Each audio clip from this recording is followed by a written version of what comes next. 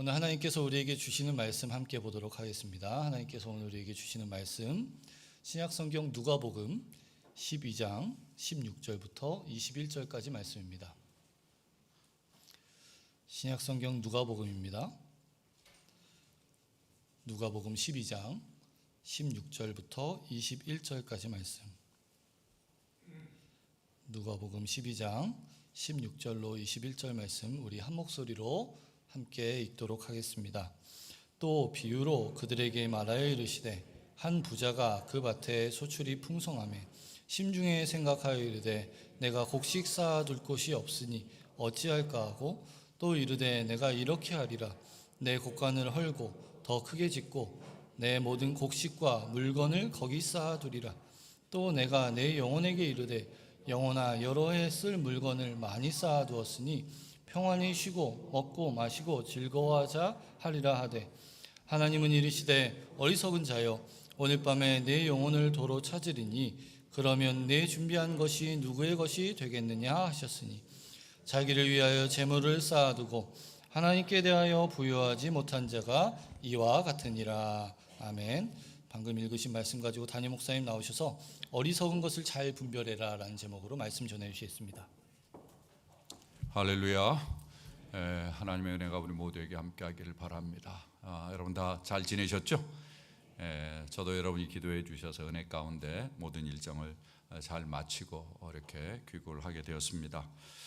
미국에 머무르 있는 동안에 여러 가지 사실들을 제가 깨닫게 되어져서 좀 더 기도해야 될 제목이 많다라는 생각이 들었습니다. 특별히 코로나 이후에 미국 교회가 많이 약해졌다. 특별히 교포교회도 더욱더 그렇다라는 생각을 하게 되었고요. 무엇보다도 교포교회가 많이 위축되어 있다라는 생각을 하게 되었습니다. 여러 가지 이유가 있겠지만은 제가 느낄 때는 이제 이민이 줄어들고 미국에 열심히 활동하던 분들이 이제 나이가 들어서 은퇴를 하고 그리고 젊은 세대들은 사실은 모이긴 하지만은 헌신이 좀 줄어들고 그렇기 때문에 전반적으로 미국의 교회들이 좀 위축되어 있는 교포교회들이 또 미국 현지 교회도 마찬가지고요. 그런 상황들을 보면서 좀 안타까운 생각이 많이 들었습니다. 과거에는 이제 저희들이 가면은 또 미국에 있는 교회가 좀 대접도 하고 또 이렇게 베풀기도 하고 그랬는데 요즘은 어디 가서 이렇게 도움을 요청하기가 어려울 정도로 사실은 좀 어렵고 또 힘들게 지내는 것이 아닌가라는 생각이 들었습니다. 이런 측면에서 과거에는 우리가 좀 그들의 도움을 많이 받았는데 앞으로는 우리가 좀 저들을 많이 도와줘야 되는 것이 아니겠는가 이런 생각을 제가 해보게 되었어요. 그래서 제가 이번에 이제 다녀오고 나서 총회에 보고를 해야 될 것 중에 하나가 그동안에 우리가 그들의 신세를 많이 졌는데 이제는 우리가 좀 저들을 돕자.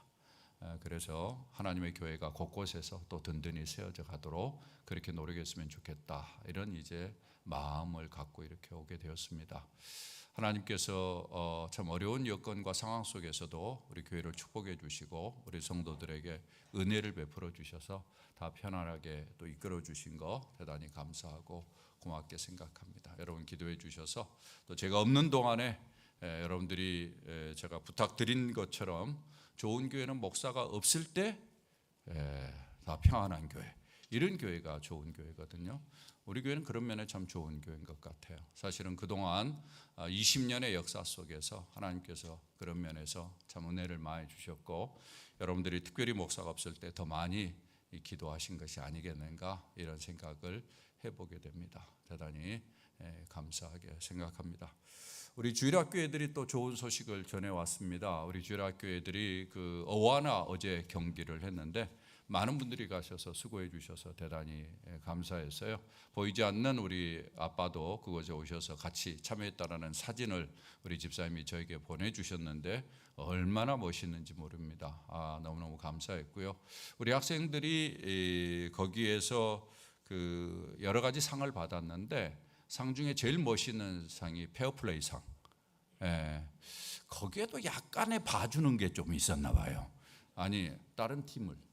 그런데 우리 팀이 그 약간의 편파 판정이 있었음에도 불구하고 한마디도 어필을 안 하고 그대로 다 받아들였다는 거 아니에요. 우리 애들이 이 정도로 아주 성숙한 모습을 보였다고 그래서 우리 애들이 이곳에서는 좀 이렇게 좀 개구쟁이처럼 지내기도 하지만은 또 다른 곳에 가서는 배운 대로 잘 이렇게 성숙한 모습을 보인 것이 아니었겠는가라는 생각을 하면서 제가 참 감사하게 생각했습니다. 이를 위해서 수고해 주신 우리 주일학교의 선생님들 또 어와나의 관계자 여러분들에게 진심으로 고마운 마음을 전합니다. 오늘 제가 예배 시간에 보니까 우리 유리가 예배 시간에 왔네.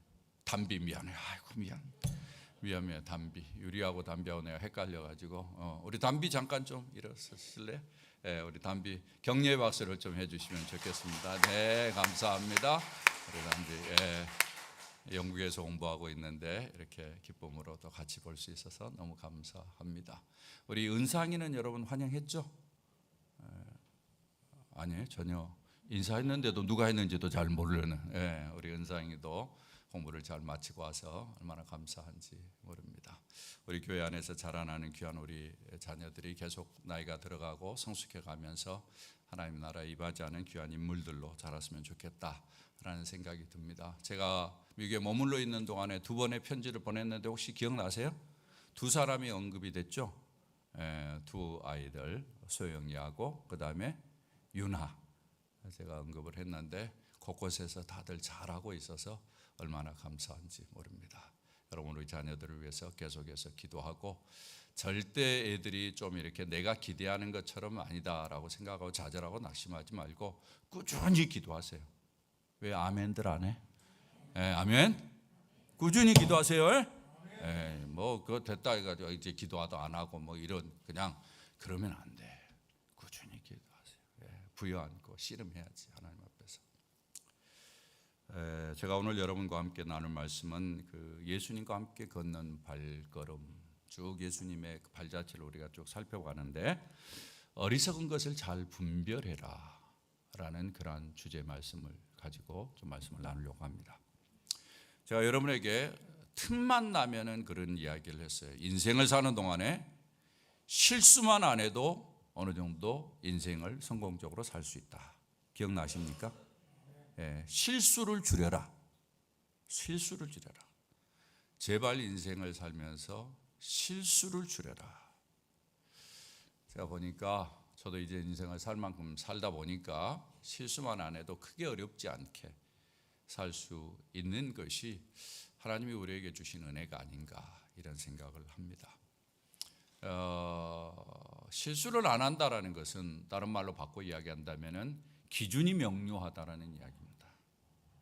기준이 명료할 때 그 기준에 따라서 삶으로 말미암아 실수를 줄이는 거죠.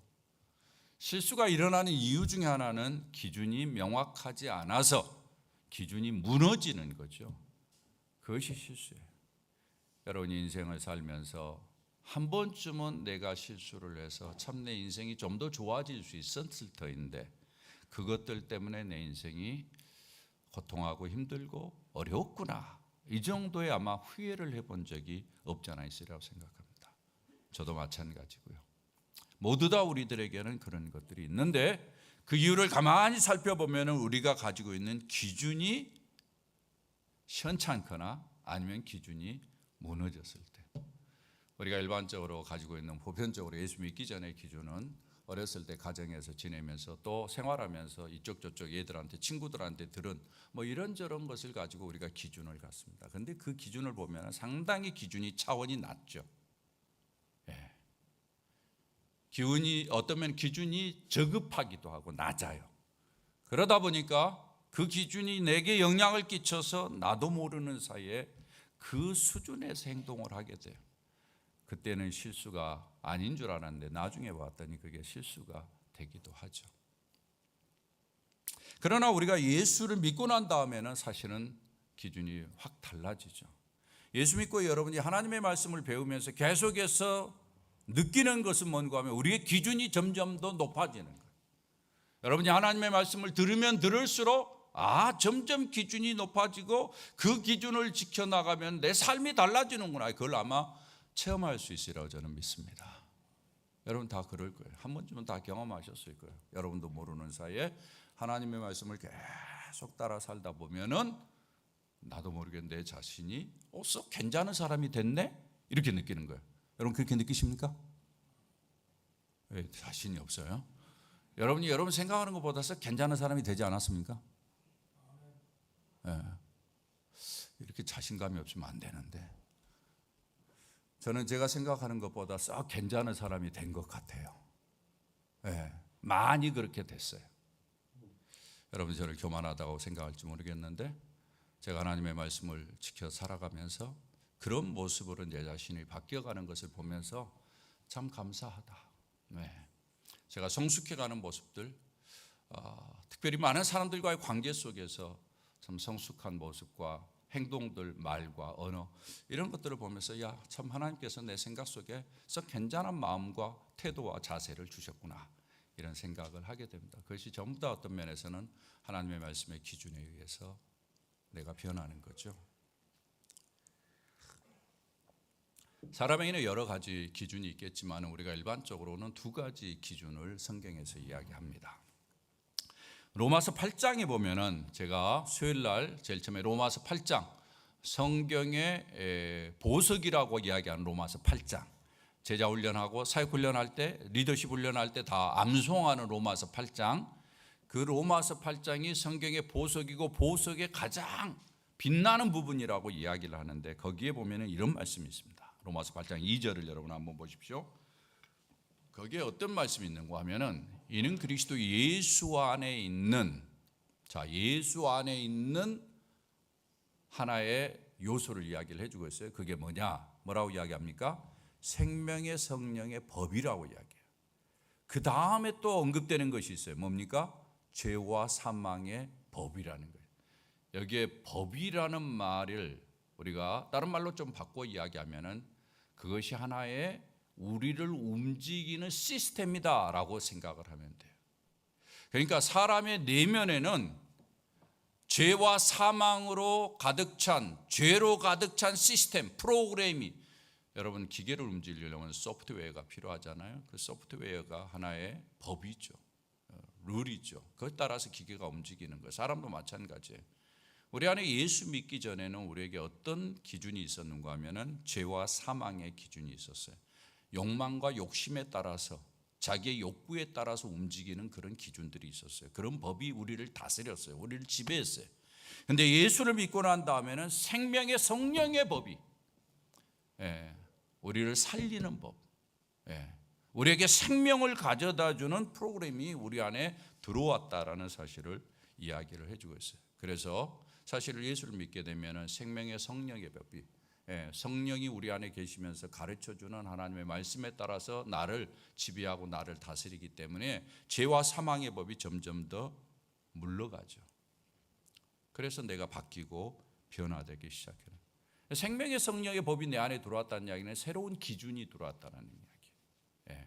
그 기준에 따라서 살기 때문에 우리의 삶이 바뀌는 거죠.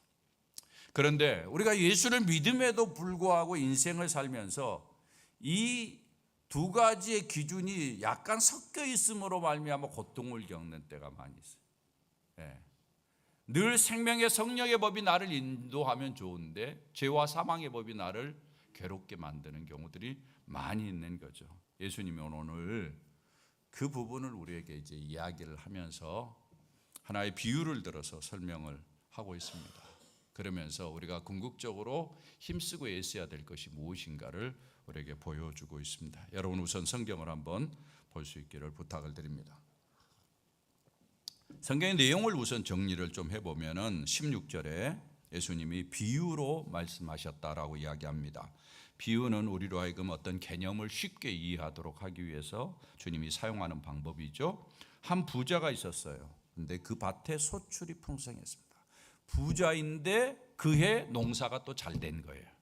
참 어떻게 보면은 참 잘 되는 사람은 늘 잘 되는 것 같은 느낌을 받을 정도로 그런 모습이 여기에 지금 벌어졌습니다.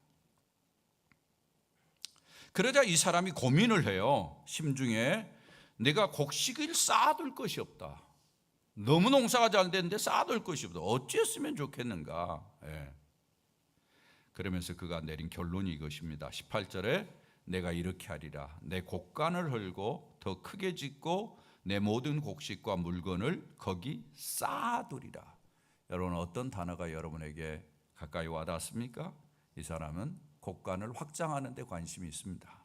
그리고는 모든 물건을 쌓아두겠다라고 그렇게 결론을 내립니다. 충분히 모았는데 그것을 계속 쌓는 일에 그가 급급한 것을 볼 수 있죠. 그리고는 여러분 그 다음 내용을 보면은 이제 19절에 이렇게 이야기합니다. 영혼아, 여러 해 쓸 물건을 많이 쌓아두었으니 평안히 쉬고 먹고 마시고 즐거워하자. 자, 이것이 이제 이 사람의 생각입니다. 나중에 우리가 분석을 하겠지만은 우선 현상적으로 성경에서 이런 내용을 이야기하고 있습니다. 그때 하나님이 그에게 이야기합니다. 뭐라고 이야기하면은 20절에 다 같이 한번 읽어볼까요? 시작. 하나님은 이르시되 어리석은 자여 오늘 밤에 내 영혼을 도로 찾으리니 그러면 내 준비한 것이 누구의 것이 되겠느냐 하셨으니, 하나님이 그에게 이야기합니다. 어리석다라고 표현해요. 오늘 밤에 네 영혼을 도로 찾으면, 영혼을 도로 찾는다는 이야기는 세상을 떠난다는 이야기예요. 죽음은 육체와 영혼의 분리입니다. 사람은 영혼과 육체로 되어 있는데 영혼이 육체를 떠나는 것을 가리켜서 죽음이라고 우리가 이렇게 이야기를 하는데, 그렇게 되면은 네가 얻은 것이 누구의 것이 되겠느냐 하면서 어리석다라고 그렇게 이야기를 하고 있습니다. 인간의 한계를 지적해 주는 거죠. 인간의 한계를 모르고 행동하는 것은 어리석다라고 그렇게 이야기를 하고 있습니다. 자, 왜 주님께서 이걸 어리석다고 했을까? 이 말 속에는 어리석은 인간의 행동의 내용들이, 또 인간이 어리석게 행동하는 그 기준들이 여기에 들어있는 것이죠. 그것을 좀 자세히 살펴보도록 그렇게 하겠습니다. 먼저 이 본문에서 발견하는 것은 뭔가 하면은 이 사람의 어리석은 행동은 모든 것이 욕심에 기초한다라는 것입니다. 그의 심중에 많은 것을 갖고자 하는 욕심이 자리 잡고 있다는 것이에요. 이 사람에게서 돋보이는 것은 더 많은 것을 쌓고자 하는 욕심이 가득 차 있는 것입니다. 그것이 그에게 동기부여를 했어요. 그래서 열심히 일하자는 마음을 주었어요. 어떻게 보면 좋은 것이라고 이야기할 수 있죠. 세상적으로는 문제되는 거 없어요. 당연한 이치일지도 모릅니다.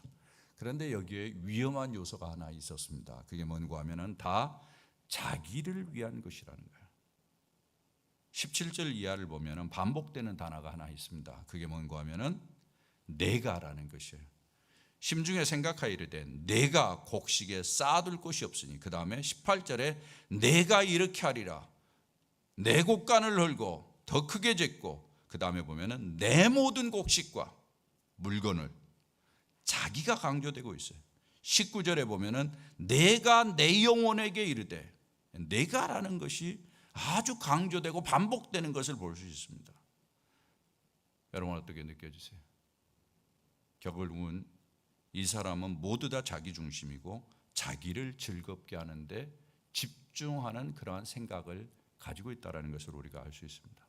자기 중심의 자세와 태도, 행태, 그리고 자기 중심으로 행동하는 것, 이 사람의 모든 것이 여기에 집중되어 있어요.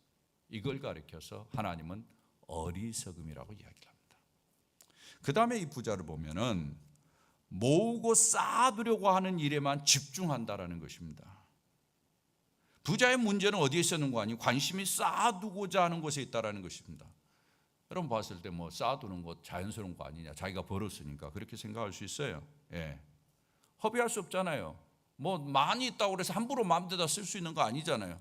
저축하는 것이 어떤 면에서는 자연스러운 것일 수도 있어요. 그런데 문제는 뭔가 하면 이 쌓아두는 것을 통해서 이 사람이 안전을 느끼려고 했다는 것입니다. 그러니까 쌓아두는 것을 가지고 자기의 인생이 안전을 확보할 수 있다라고 생각하는 거예요. 18절을 보면은 곡식과 물건을 쌓아두리라 했는데 19절에 보면은 이렇게 이야기합니다. 내 영혼아 여러 해 쓸 물건을 많이 쌓아두었으니 평안히 쉬고 먹고 마시고. 쌓는 이유가 어디에 있습니까? 평안입니다. 먹는 것입니다. 표현이 이렇게 됐지만은 사실은 이 사람은 쌓는 이유가 뭔가 하면은 거기에서 내가 안전하기 때문에, 쌓는 것이 많이 있으면 앞으로도 평안할 것이고 먹는 거 염려하지 않아도 되는, 내가 안전할 것이기 때문에 이렇게 생각하는 거죠. 이게 일반적인 사람들의 모습이죠. 사람들이 재물을 쌓는 이유 중에 하나는 그걸 통해서 안전을 얻기자 하는 것입니다. 여러분, 정치인들을 보면 그런 걸 알 수 있어요. 전두환 대통령의 선주되는 사람이 그 전두환 대통령의 가정에 비밀의 방이 있어서 거기에 셀 수 없을 정도로 돈이 많이 있다라는 이야기를 폭로를 했어요. 어느 정도인지 여러분이 아마 유추해 보면 대충 알 수 있으라고 생각합니다. 여러분이 아는 것처럼 전두환 대통령은 돈을 나누어 주는 데 익숙한 사람이에요. 그 돈은 적은 돈이 아니에요. 제가 알기로는 전두환 대통령은 사람들을 잘 다스린다고 했는데 그게 뭔가 하면은 사람들에게 많은 돈을 준다는 거예요. 어떤 대통령은 사람들이 그 사람에게 충성하지 않는데 줘도 조금밖에 안 주기 때문에 그런다, 이런 이야기가 돌 정도로 그런 이야기 여러분 들어보셨으리라 생각합니다. 그분은 돈을 쌓아놨어요, 집에. 왜? 그것이 자기 안전을 지킨다고 생각했어요. 정치하는 사람들이 계속해서 정치 이후에도 계속 영향력을 끼치기 위해서 돈을 쌓죠. 여러분이 잘 아신 대로 뭐 다 드러난 이야기입니다만은 시중에서 뭐 이런저런 큰 프로젝트를 할 때, 국가적인 프로젝트를 할 때 정치인들이 다 정치 자금을 마련하기 위해서 한다는 이야기 들어보셨잖아요. 뭐예요? 왜 그 사람들이 정치 자금을 그렇게 필요로 할까요? 다 자기 안전을 지키기 위한 거예요. 왜? 사람들을 거느리는 데 있어서 사람들은 돈을 줘야 움직여요. 돈을 줘야 사람을 부릴 수 있다고 생각합니다. 자기의 미래가 거기에 있다고 생각하는 거죠. 이 사람과 똑같은 거예요. 사실은 재물은 잘 사용하는 것이 중요하죠. 그렇지 않습니까? 쌓아놓으면 안 되잖아요. 성경에 나오는 달란트 비유가 있는데 5달란트, 2달란트, 1달란트 준 그러한 주인이 있어요. 그 비유에서 강조하는 것이 뭐예요? 얼마나 받았냐가 중요한 게 아니라 그걸 어떻게 쓰느냐가 중요해요. 1달란트 받은 자는 자기는 적게 받았다고 계속해서 불평하고 불만하고 원망하고 그렇게 인생을 살아요. 그리고 그걸 쓰지도 않아요. 사용하지도 않아요. 어리석은 사람이죠. 5달란트, 2달란트는 차이는 있지만 각각 최선을 다했어요. 그래야 열심히 일을 남겼어요. 그때 주인이 칭찬한 내용이 똑같아요. 착하고 충성된 종아, 네가 적은 일에 충성했다, 이렇게 이야기하잖아요. 그 비유의 핵심이 뭔가 하면은 잘 사용하라는 거거든요. 내게 주어진 것을 잘 쓰라는 이야기예요. 그래서 좋은 열매를 맺으라는 이야기죠. 결국은 사실은 재물이 있는 것은 잘 사용해서 더 많은 열매들을 맺는 것이 아주 중요하죠. 묻어두는 것이 중요한 것이 아니에요. 이 사람에게 있어서 또 한 가지 이것과 연관해서 문제는 뭔가 하면 이 사람은 자만심에 가득 찬 사람. 자기가 원하는 것은 다 얻을 수 있다고 생각해요. 어디서 그걸 알 수 있는 거 아니? 더 큰 창고를 지어요. 이 사람이 좀 더 지혜로운 사람이고 좀 더 겸손한 사람이면 더 큰 창고를 짓지 않았을 거예요. 왜? 내년의 농사가 어떻게 될지 모르니까. 그러나 이 사람은 내년의 농사도 자기가 마음대로 할 수 있다라고 생각을 한 거죠. 그러니까 더 큰 창고가 필요한 거예요. 교만한 사람이죠. 조심스럽게 접근하기보다 아주 교만하게 행동하는 사람이에요. 우리 안에도 이런 모습들이 있죠. 자기 안전과 다른 사람을 부리기 위해서 재물을 모으는 사람들. 일하는 이유가 재물을 쌓는 데 집중되어 있어요. 자기 안전이 거기에서 가능할 거라고 생각해요. 우리가 일을 하는 이유는 하나님께서 우리를 부르시고 하나님은 우리에게 재능을 주어서, 관심을 주어서, 흥미를 주어서, 그래서 일을 가리켜서 소명이라고 그러잖아요. 보카레, 보케이션. 여러분이 직업을 가리켜서 보케이션이라고 해요. 보케이션의 본래 라틴어 원어의 의미는 보카레라는 거예요. 부름, 소명, 콜링이라는 의미를 가지고 있죠. 하나님께서 나에게 은사를 주시고 그 일을 부르셨기 때문에 그 일에 충성하는 것이 이 일이거든요. 일의 목적이에요. 그냥 쌓기 위한 것이 아니라는 거죠. 그리고는 그 일들이 하나님의 은혜 주셔야 된다라는 그러한 겸손함이 있어야 되는데 자만심으로 가득 차 있어요. 이것이 이 사람의 어리석은 모습의 특징 중에 하나입니다. 또 한 가지 성경에 보면은 흥미로운 게 뭔가 하면은 이 부자가 너무 쉽게 허무는 거예요. 기존의 것을 너무 쉽게 허무는 것을 볼 수 있습니다. 18절에 보면 이렇게 이야기합니다. 또 이르되 내가 이렇게 하리라. 내 곡간을 헐고 더 크게 짓고. 어떻게 보면 당연한 것이죠. 여러분 봤을 때 그렇지 않습니까? 재산이 늘어나면 기존의 창고를 헐고 새로 지어야 하는 것이죠. 더 커야만이 안전하다고 느끼는 거예요. 더 커야만이 흔들리지 않으리라고 생각할 수도 있어요. 예. 그래서 과감하게 부수는 거예요. 좀 더 쓸 수 있음에도 불구하고 소중히 여기지 않아요. 이 사람의 어리석은 부분이 바로 이런 거예요. 우리들에게도 마찬가지죠. 금방 쓸어버리고 다시 새로 하는 거 기분을 좋게 만들죠. 여러분 집안에서도 뭐 다 그냥 없애버리고 새로 하는 거 기분 좋아요. 그러나 그것은 낭비입니다.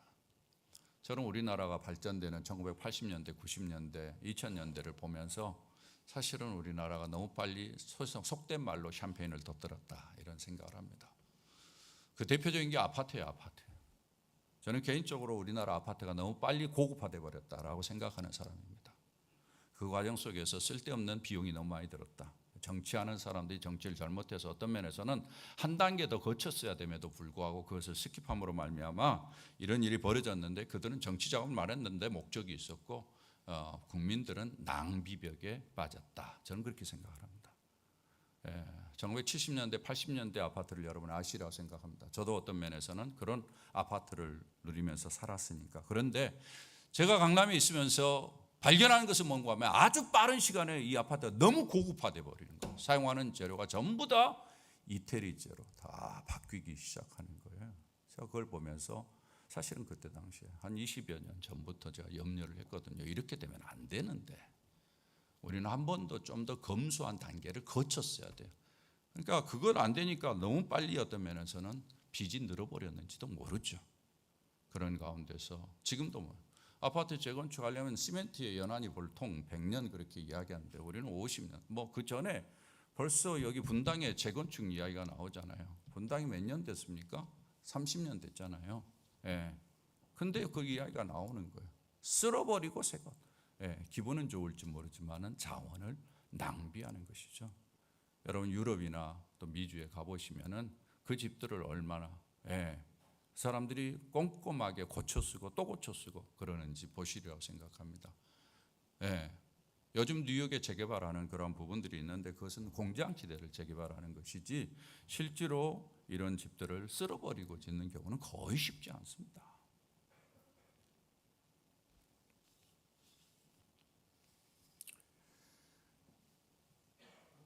어떤 면에서는 사람들이 이렇게 해야만이 경제가 돌아간다고 생각할지 모르겠지만은 그러나 저는 좀 더 검소했으면 좋겠다라는 생각을 하게 되는데 이 사람이 지금 있는 거 그래도 뭐 어느 정도 쓸만한 거 아니겠습니까? 그런데 자기 것이 많다고 그 다음을 위해서 생각을 하고 좀 조심스러워야 되는데 함부로 없애는 이런 모습이 어리석은 모습으로 이렇게 언급이 되고 있는 것이죠. 또 하나의 성경의 내용을 보면은 19절에 이렇게 이야기합니다. 이 사람이 많이 쌓아두었으니 평안히 쉬고 먹고 마시고 즐거워하자 하리라. 결국 뭔가 하면 재산을 모으는 재물을 모으는 이유가 먹고 마시고 즐거워하고 일찍 벌고 그 다음에 쉬고 이 말들을 보십시오. 상당히 위험한 생각들 아닙니까? 일의 목적, 일의 노동을 폄하시키는 그러한 요소도 여기에 들어있고요. 사람이 활동할 수 있으면 계속 일을 해야죠. 계속 노동을 해야 되죠. 근데 이 사람은 일찍 가버리고 그 다음에는 나머지 쉰다 이런 생각이 있어요. 아주 위험한 생각이에요. 이건 성경이 이야기하는 게 아니거든요. 여러분도 빨리 벌고 그 다음에 나중에 쉰다고 그렇게 인생을 살아보십시오. 불행해집니다. 맞습니까? 그러니까 천천히 오래 일을 하셔야 돼. 빨리 벌어서 그냥 팍 물고 쉰다 나머지 불행한 사람이에요. 그렇게 사는 사람 치고 건강하게 인생 사는 사람 없어요.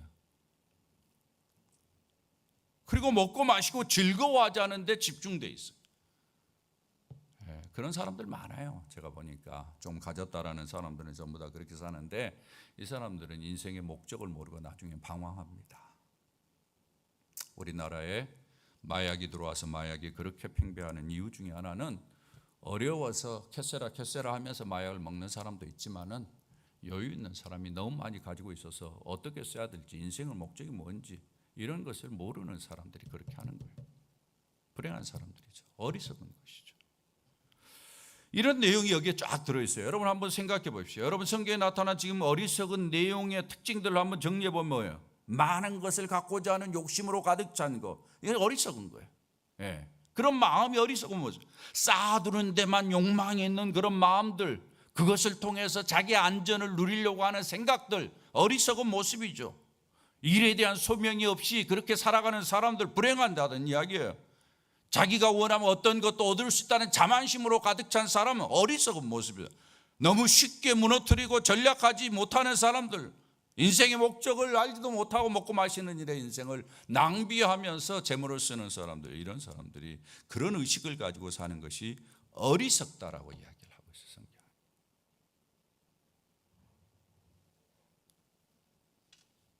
사랑하는 여러분, 이 모습을 보면서 우리는 어떤가 한번 돌아봤으면 좋겠습니다. 우리 안에는 이런 어리석음이 없는지, 예수님께서 왜 이야기를 하셨을까?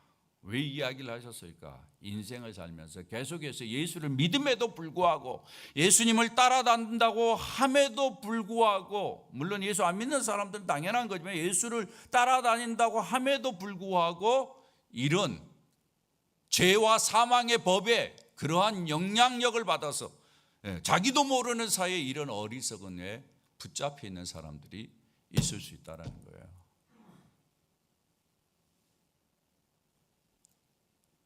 그래서 주님께서 이야기를 하는 것입니다. 결론적인 이야기는 21절에 들어있습니다. 이 모든 것들을 한마디로 이렇게 표현한 거예요. 21절 다 같이 한번 읽어봅니다. 시작. 자기를 위하여 재물을 쌓아두고 하나님께 대하여 부요하지 못한 자가 이와 같으니라. 딱 한마디로 정리했어요. 자기를 위한 것, 그 다음에 하나님께 대해 부요한 것, 이 두 가지로 딱 구분이 될 수 있다는 거예요. 인생의 모든 행동은 이 두 가지로 구분이 됩니다. 하나는 자기를 위한 것, 하나는 하나님을 위한 것. 어리석음의 문제는 자기를 위한 것. 하나님의 자리가 없어요. 모든 것이 자기 중심이에요. 하나님이 의도하고 하나님이 계획하고 하나님이 생각하는 것, 이걸 유념해 두지 않아요. 하나님께 대하여 부요하다라는 이야기는 하나님을 위하여 하나님에게 충성되게 하나님이 어떻게 느끼실까를 늘 생각하면서 하는 자세와 태도, 이것이 하나님께 대해 부요하다는 이야기거든요. 그걸 두 가지를 딱 구분해서 대조적으로 이야기를 하고 있는 것입니다. 그러면서 예수님께서 이 말씀을 통해서 우리에게 의도하는 것은 무엇입니까? 제발 어리석은 자로 살지 말아라. 죄와 사망의 법에 끌려가지고 인간의 욕망과 자기의 욕심에 끌려서, 자만심에 끌려서 인간의 욕망을 따라서 먹고 마시는 일에, 쾌락을 즐기는 일에만 그렇게 집중하면서 인생 살지 말라라는 이야기죠. 그런 것들을 잘라내라는 거예요. 어리석은 것들이 너를 공격하지 못하도록 분별력 있게 인생을 살라라고 이야기합니다. 그 말은 다른 말로 바꿔 이야기한다면 마음과 중심이 하나님께로 향하라는 거예요. 하나님께 부유하다는 이야기는 하나님께 그래도 100%는 아니어도 80%, 90% 하나님을 향하도록 예를 쓰라는 이야기예요. 마음속으로 그래, 하나님이 주셔야 얻을 수 있지, 모든 것 하나님이 주셔서 그러니까 하나님을 위해서 잘 써야지, 허비하지 않아야 되지. 인생은 쌓는 것에 목적이 있지 않아. 하나님을 영화롭게 하는 데 있어. 먹고 마시는 것, 쾌락을 누리는 데 목적이 있지 않아. 하나님을 영화롭게 하는 데 목적이 있지. 이런 마음으로 살라는 이야기예요. 성경에 보면 계속해서 지혜로운 삶을 강조합니다. 에베소서 5장 15절 이하의 말씀을 여러분 한번 보시길 바랍니다. 여러분들이 사도 바울이 쓴 그 편지들이 많이 있거든요. 로마서 이후로 계속 편지들이 있는데 그 편지의 내용 가운데 에베소서라는 것이 있어요. 그 편지를 보면 사도 바울이 앞부분에 대해서는 꼭 뭐라고 쓰는가 하면은 왜 예수를 믿어야 되는가에 대해서 이야기를 해요. 예수님이 우리에게 가져다 준 축복이 무언가를 이야기를 하고 그 다음에는 꼭 뭐를 쓰는가 하면 그러기 때문에 너희들이 이제 죄와 사망의 법에서 벗어났기 때문에 이제는 생명의 성령의 법으로 살아가야 되는데 그 모습이 어떠해야 되는지를 이야기하는 거예요. 그게 5장 15절 이렇게 이야기합니다. 그런즉 너희가 어떻게 행할지를 자세히 주의하여, 보세요. 어떻게 행할지를, 우리의 행동에 관심이 있어요. 크리스천은 결국은 어디에? 행동이에요. 근데 그 행동이 뭐냐? 지혜 없는 자 같이 하지 말고 오직 지혜 있는 자 같이 하라라고 이야기를 하고 있어요. 그 다음에 제일 마지막 부분에 보면은 17절을 보십시오. 뭐라고 이야기하는가 하면 어리석은 자가 되지 말고, 어리석은 자가 되지 않으려면 어떻게 해요? 오직 주의 뜻이 무엇인가 이해하라. 하나님의 뜻이 무엇인가를 이해하며 사는 것이 지혜로운 삶이에요. 마찬가지로 사도 바울은 로마서에서도 그렇게 이야기해요. 로마서 12장 1절 말씀을 여러분 다 같이 한번 보도록 하겠습니다. 그러므로 형제들아 내가 하나님의 모든 자비하심으로 너희를 구원하니 너희 몸을 하나님이 기뻐하시는 거룩한 산제사로 드리라. 이는 너희가 드릴 영적 예배니라. 이게 뭡니까? 이제 크리스천으로 살아가는 중요한 가이드라인이에요. 이게 그러면서 2절에 이렇게 이야기합니다. 다 같이 읽어봅니다. 시작. 너희는 이 세대를 본받지 말고 오직 마음을 새롭게 함으로 변화를 받아 하나님의 선하시고 기뻐하시고 온전하신 뜻이 무엇인지 분별하도록. 여기 보십시오. 오직 마음을 새롭게, 마음의 죄와 사망의 법이 아니라 마음을 새롭게 한다는 이야기는 우리가 예수 그리스도로 말미암아 생명의 성령의 법이 우리를 새롭게 해요. 그래서 변화가 돼요. 그 다음에는 뭐예요? 하나님의 선하시고 기뻐하시고 온전하신 뜻이 무엇인지 분별하면서 사는 거예요. 옛날에 익숙한 대로 살지 않는다는 이야기죠. 사랑하는 여러분, 제가 설교를 시작하면서 우리 안에 있는 프로그램에 대해서 이야기를 했습니다. 우리도 모르는 사이에 우리 안에는 프로그램이 있어요. 여러분들이 어려서부터 익숙한 프로그램이 있어요. 우리가 예수를 믿고 난 다음에 내 안에 들어온 프로그램이 있어요. 죄와 사망의 법, 생명의 성령의 법이에요. 생명의 성령의 법이 나를 다스리길 원해요. 그래야 우리는 행복하고 복된 인생을 살 수 있어요. 그런데 죄와 사망의 법이 늘 우리를 어리석게 만드는 그러한 행동을 하도록 해요. 그러한 미혹이 있어요. 우리가 육체를 입고 있기 때문에 그렇습니다. 그래서 우리는 노력을 해야 돼요. 자동으로 되는 게 아니에요. 어떤 사람은 예수 믿고 난 다음에 주님의 뜻대로 살면 이거 자동으로 될 거라고 생각해요. 그렇지 않아요. 그래서 우리가 구원은 하나님이 거저 주시는 은혜로 받지만은 이 생명의 성령의 법에 따라서 우리의 몸을 돌리는 것은 우리가 노력을 해야 되는 거예요. 거기를 따라가야 돼요. 생명의 성령의 이끄심을 따라가야 돼요. 사랑과 희락과 화평과 오래 참음과 자비와 양성과 충성과 온유와 절제와 같은 그러한 열매를 맺도록 성령이 우리를 이끌어가는데 거기를 따라가야 돼요. 사랑하는 여러분, 세상은 점점 욕망과 욕구를 추구하는 일에 급급합니다. 세상은 점점 더 물질을 전부로 알죠. 그것이 전부인 양 생각하죠. 쌓고 쌓는 일에 관심이 많습니다.